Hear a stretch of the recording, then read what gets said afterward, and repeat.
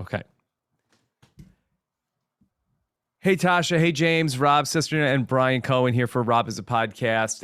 Very nice to talk to you both, but very sad to see you out on the challenge.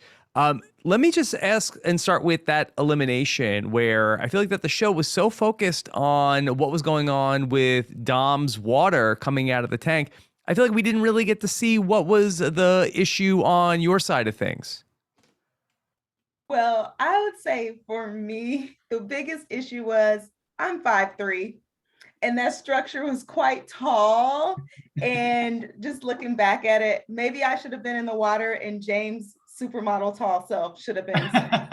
But hey, there was no way of knowing how big those pieces were, Tasha. We weren't even, no idea. We had no idea. But I feel like if the roles were reversed, then we definitely would have won because James is super tall.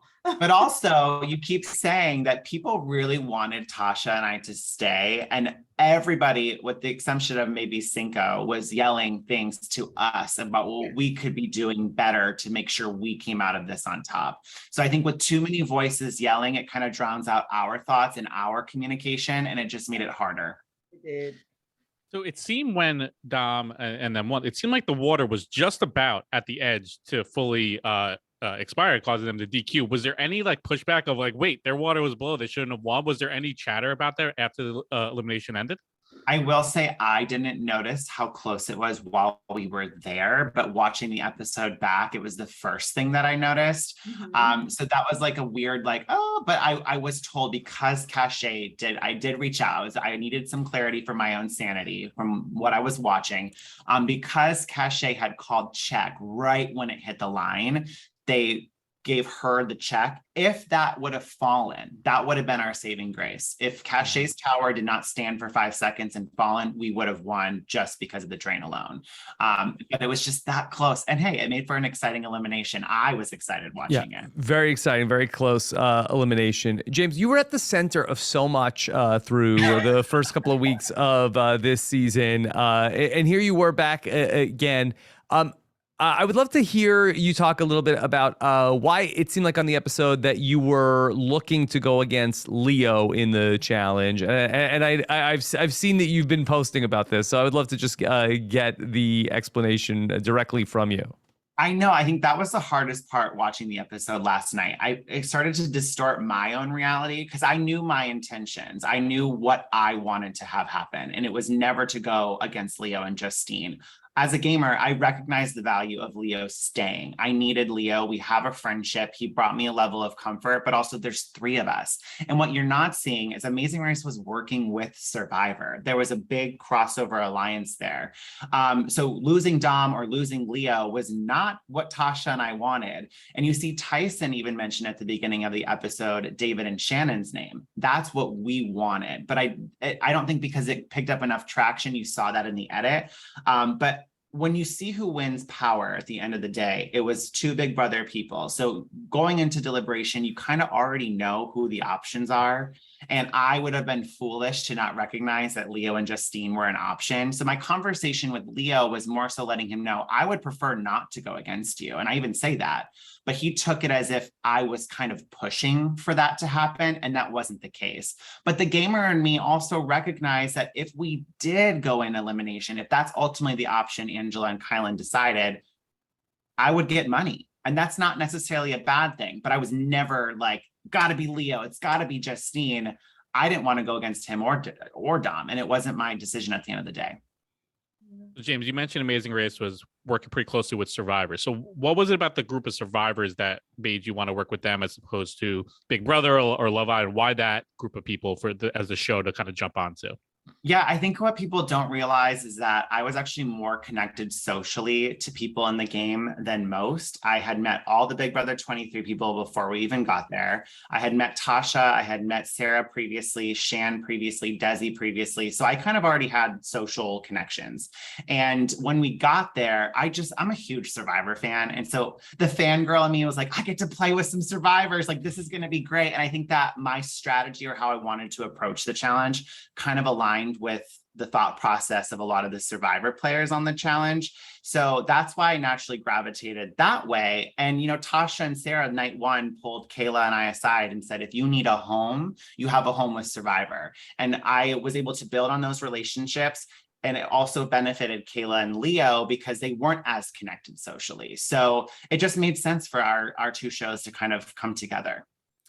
Tasha, it was so nice to have you back on our TV for these couple of weeks here on the challenge. That you said at the end of the episode that you liked it so much, you wanted to come back and do it again. What was it so much that you liked about the challenge that makes you want to do it again?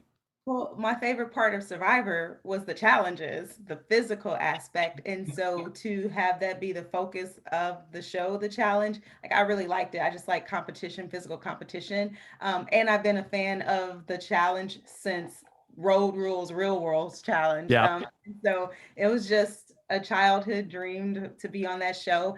And now that I know what it's about, from the insider perspective, I will be more prepared, I think, in terms of bringing supplements and protein and things like that. That I just did not think about.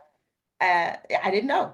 And so I feel like next time I would be more prepared with what I need to make my body be an optimal. Yeah, Tasha, as survivors, we don't think about stuff like that of like, what food do you bring? Exactly. And I think I kind of had that survivor mentality of, okay, we're going to strategize, you know, we're building alliances. But as you can see, the challenge, like it's kind of about alliances, but not really, because that randomizer, so your partner is selected for you randomly, and based on that skill of the partner for whatever the daily challenge is, you could either be great, like if you were great at math, you killed the first challenge, but you know, if you're a good swimmer, you killed the second challenge. So I think that randomizer board kind of took the, I guess, the strategic part out of the game a little bit. I wanted the algorithm to get a virus. I needed it to get hacked. Yeah. I wanted the algorithm to just die. Exactly. So yeah, I think that was my issue with the challenge. Like you couldn't really be that strategic person like you could on Survivor and have long-term relationships.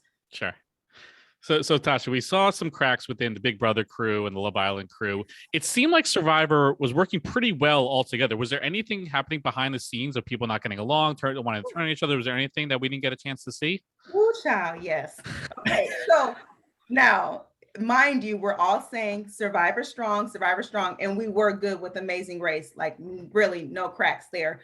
But what was happening, it almost reminded me of Sarah and Cass, when me trying to hold this thing together. So it was Sarah and Shan, and Shan was like, I don't know if I can trust Sarah. She's over here talking to this person, and I just kept replying. I said, oh my gosh, here we go again. I got Cass and I got Sarah.